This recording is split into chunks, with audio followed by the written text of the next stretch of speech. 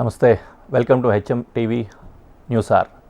Formula E car race కేసులో మాజీ మంత్రి కేటీఆర్ను 3 గంటలుగా ఈడీ అధికారులు ప్రశ్నిస్తున్నారు. కేటీఆర్ విచారణ నేపథ్యంలో పోలీస్ శాఖ అప్రమత్తమైంది. ఈడీ కార్యాలయంతో పాటు అధికార కాంగ్రెస్ పార్టీ కార్యాలయం గాంధీ భవన్, బీజేపీ కార్యాలయం దగ్గర భారీ బందోబస్తు ఏర్పాటు చేశారు. బీఆర్ఎస్ శ్రేణులు భారీగా ఈడీ కార్యాలయానికి తరలివచ్చారు. ఈడీ ఆఫీస్ దగ్గర పరిస్థితి ఉద్రిక్తంగా మారింది.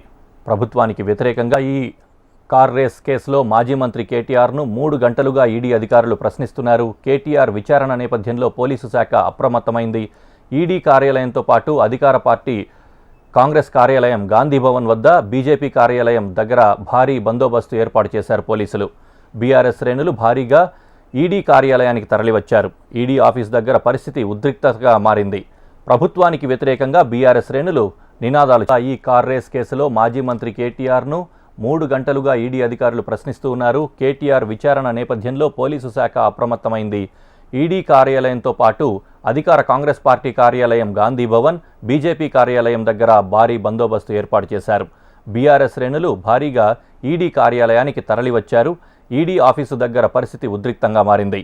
ప్రభుత్వానికి వ్యతిరేకంగా బీఆర్ఎస్ శ్రేణులు నినాదాలు చేస్తున్నారు.